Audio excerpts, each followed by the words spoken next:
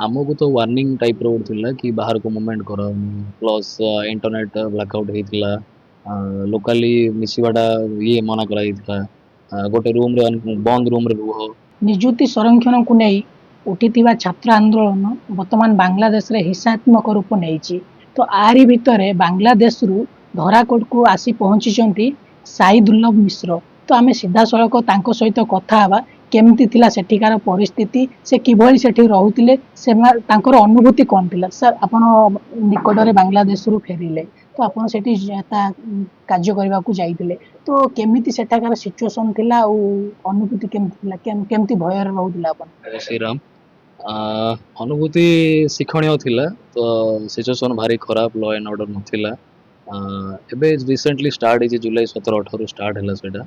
तो स्थिति सिचुएशन जे कि गवर्नमेंट हाथ बाहरी चलची लॉ एंड ऑर्डर नाही पुलिस नहांती तो से हिसाब रे आमे डिसीजन नेलु कंपनी भी डिसीजन नेला हाई कमिशन भी डिसीजन नेला कि जस्ट प्लान एंड गो मान टाइप रो प्लान करंतु आ जांतु निज निज घर को जेतବେଳେ स्थिति सुधरिबो सेतବେଳେ आमे इंटीमेट करा जिवो या डका जिवो उथरे तो से हिसाब रे आमे रिसेंटली पळे आसलु 10 तारिख रे पळे आसलु बाहर की जति जण आमे सिराजगंज जगह रे थिलु ढाका टू 180 किलोमीटर पाखापाखि हबो स्थिति खराब होचे सर कहया गले। जो सोशल मीडिया रे वीडियो गुडा भाइराल होछि हिंदी मानक प्रति अत्याचार होछि सत्य सत्यता केते रहछि अच्छी 100% सत्यता अच्छी सेट रे जेहेतु सत्यता से वीडियो होउची सत्यता अच्छी से टर्चर तो होउछन।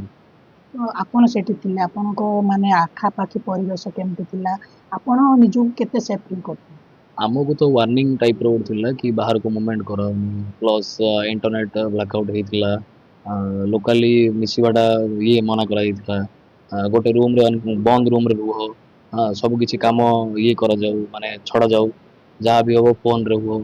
इंटरनेट कनेक्टिंग नथिला घर मान सहित भी कथा ही पारनुला आम जेहेतु इंटरनेट नाई असुविधा थिला बहुत असुविधा थिला सोशली बहुत दूर थिला। अच्छा सेठु आपण जो आसिले केते केमति कोन ता सिचुएशन रे आसिले आ केते कष्टकर होइतला सेठु बाहरिबा। प्री प्लान थिला आम 4 दिन आगु प्लान करथिलु जेतळे रिसेंट जो प्रोटेस्ट हाई लेवल जाइतिला तो सेतळे आम प्लान करिया स्टार्ट करलु मास रे आम 8टा गाड़ी रे 26 जन आस्थिलु तो रास्ता रे तो सुविधा वर्तमान थिला जेतळे आस्थिलु सुविधा थिला सकाळ 3टा समय आम बाहरलु सकाळ 6टा रे पहुंचलु बॉर्डर रे दर्शन बॉर्डर रे तो सेठी 3.5 घंटा हैरान करा गला माने एक्सपेक्टेड है माने प्रोसेसटा जहाँ जहाँ इमिग्रेशन अच्छे कस्टम क्लियरेंस अच्छे से तुरंत करले 9:30 पर्यंत अपेक्षा करा पड़ा तापर 9टा 9:30 जो क्लीयर है आम इंडियन बॉर्डर पहुँचलु से सुविधा सुविधा पचारे आम कमांडर सर तो पचारू से 12टा बेलू आम से बॉर्डर छाड़ू कोलकाता पहुँचलु बाय रोड रे बाय ट्रेन रे पड़ा